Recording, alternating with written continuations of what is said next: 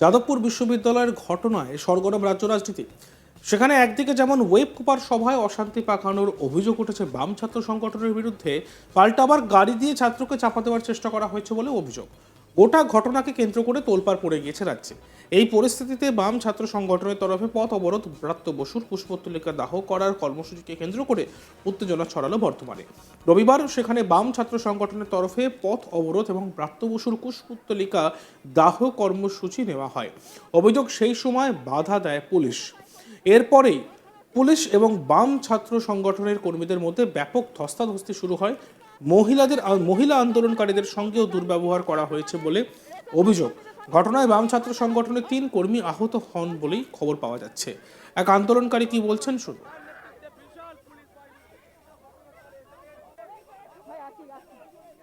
কোনো পরিচয় নেই, তৃণমূলের গুন্ডারা সিভিল ড্রেসে পুলিশের নাম করে আমাদের ছাত্রদের ওপর আক্রমণ করেছে।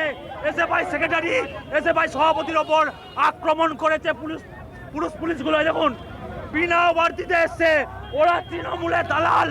কালকে প্রাপ্ত বসু মেরেছে, আজকে পুলিশ তৃণমূলের দালালি করতে আমাদের ওপর আক্রমণ চালাচ্ছে। আমাদের মহিলা কর্মীদের ওপর আক্রমণ করেছে, আমাদের এসএফআই সভাপতির ওপর আক্রমণ করেছে, আমাদের সবারই ওপর আক্রমণ করছে। কুশ পুতুল পদে দিচ্ছে না এরা, এতটাই পা চাটা হয়ে গেছে মমতা ব্যানার্জির। হ্যাঁ, আইসি দাঁড়িয়ে দাঁড়িয়ে মদত দিয়েছে আমাদের ওপর আক্রমণ করার জন্য। আমরা আইসিকে বলতে চাই, থামানো যাবে না, গোটা দিন রাস্তায় আছি, কতজনকে অ্যারেস্ট করতে পারবে? আরও এক আন্দোলনকারী, তার কি বক্তব্য শুনবো। জেলা কমিটির পক্ষ থেকেও বিক্ষোভ কর্মসূচি ছিল, সেখানে আমরা দেখতে পেলাম মমতা ব্যানার্জির মদতপুষ্ট ওই 13.5 তলা থেকে তাকে নিদান দিয়েছে যে কুশপুত্তলিকা পড়ানো যাবে না।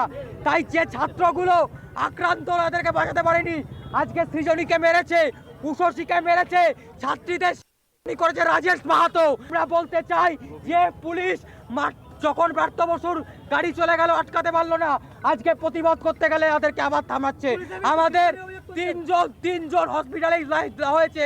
জেলার সভাপতি ববির ভৌমিক, জেলা সম্পাদককে রাস্তায় ফেলে পুলিশরা জুতো দিয়ে মেরেছে। আমরা ধিক্কার জানাচ্ছি।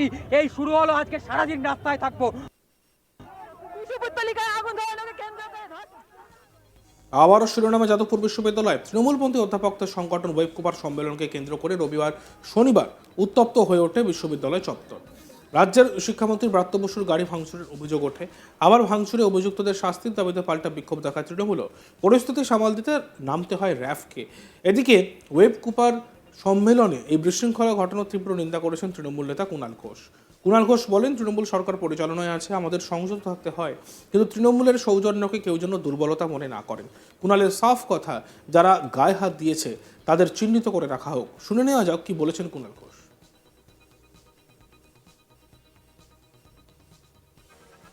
সেটা অত্যন্ত আপত্তিকর, আমরা কড়া ভাষায় এর প্রতিবাদ করছি।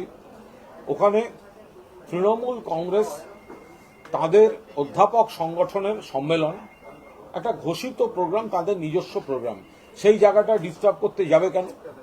সে এসএফআই হোক বা অন্য বামপন্থী যারাই হোক, যেখানে একটা অধ্যাপক সংগঠন তারা তাদের মতো করে তাদের সম্মেলন করছে, সেখানে শিক্ষামন্ত্রীকে ঢুকতে দেব না, সেখানে বিক্ষোভ করে আমরা অন্য বক্তব্য রাখার ছুতোয় বানচাল করব, অরাজকতা করব।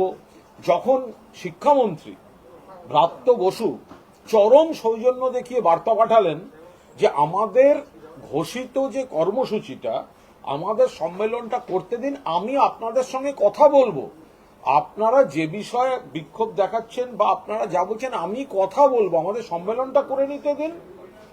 ডক্টর প্রদীপ্ত মুখোপাধ্যায় আমাদের অধ্যাপক যখন তাদেরকে বললেন যে ভাই তোমরা যাই বলছো সেটা মাননীয় শিক্ষামন্ত্রী তোমাদের সঙ্গে কথা বলতে আসবেন, কথা বলবেন, শিক্ষামন্ত্রী কথা বলতে আসবেন, যে মাননীয় শিক্ষামন্ত্রী কথা বলতে আসবেন, তারপরে যেভাবে প্রদীপ্ত মুখোপাধ্যায়কে গা কাপড় ছিঁড়ে এই সমস্ত কটা সমাজের প্রতিটা ক্ষেত্রে করেছে। সিপিএম সাধুসাজ্যে, এসএফআই সাধুসাজ্যে, প্রাক্তন উপাচার্য সন্তোষ ভট্টাচার্যর লেখা রেড হ্যামার্স বইটা পড়ে দেখুন সিপিএম কি করে বেরিয়েছে। সমস্ত রকম কেলেঙ্কারি করেছে এই সিপিএম। কেন শিক্ষামন্ত্রীকে ঢুকতে বাধা দেওয়া হবে? এর আগে ওখানে একটি সংগঠন, সেও একটা বাম, অতি বাম, ওদের নানা রকম সব বিভিন্ন রকম প্রজাতি আছে, এককালে বাবুল সুপ্রিয়কে ঘিরে এই অসভ্যতা করেছিল। একটা গণতান্ত্রিক রাজ্য, সেখানে শিক্ষক অধ্যাপক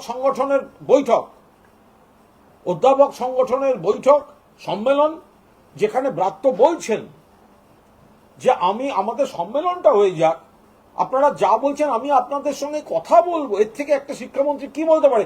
কোনোদিন সিপিএম এর কোন জায়গায় কোন মন্ত্রী কোন বিষয়ে কোন বিক্ষোভকারীর কাছে কোনোদিন কেউ বলতে শুনেছেন? মেরে পুলিশ দিয়ে বার করে দিত, ক্যাডার দিয়ে বার করে দিত। সেখানে ব্রাত্য বলে পাঠিয়েছেন যে আমি আপনাদের সঙ্গে কথা বলবো। তারপরেও সেই বার্তা যখন প্রদীপ্ত মুখার্জি অধ্যাপক দিচ্ছেন, তখন তাকে হেনস্থা করা হলো। আমরা তীব্র নিন্দা করছি। তৃণমূল সরকার পরিচালনায় আছে, আমাদের সংযত থাকতে হয়, কিন্তু তৃণমূলের সৌজন্যকে যেন কেউ দুর্বলতা মনে না করেন।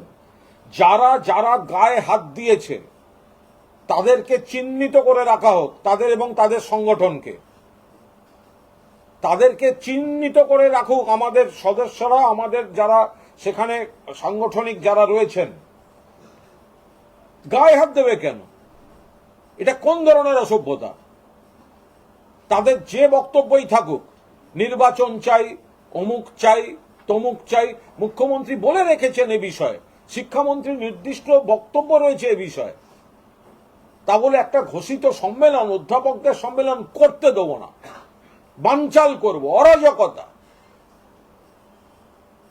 সিপিএম এর, এসএফআই এর এই সমস্ত কীর্তি আর এই বাম, অতি বাম, এই নানা প্রজাতির সব সংগঠন আমরা তীব্র নিন্দা করছি। যেভাবে বানচাল করার চেষ্টা হয়েছে, যেভাবে হেনস্থা করা হয়েছে আমাদের অধ্যাপকদের, এবং যেভাবে বিশৃঙ্খলা তৈরি করার চেষ্টা হয়েছে, এরপরে তৃণমূল কংগ্রেসকে যেন কোনো বিষয়ে কেউ দোষ দিতে আসবেন না। এদিকে যাদবপুরের ঘটনায় নাম উঠেছে এক অভিনব বসু নামের পূর্বার। অভিনব হাওড়ার সাঁকরাইল ঝোরাট এলাকার বাসিন্দা। বর্তমানে যাদবপুর বিশ্ববিদ্যালয়ে মাস্টার্স করছেন অভিনব, আর তার বাবা অমৃত বসু সাঁকরাইল ব্লক তৃণমূল কংগ্রেসের সভাপতি।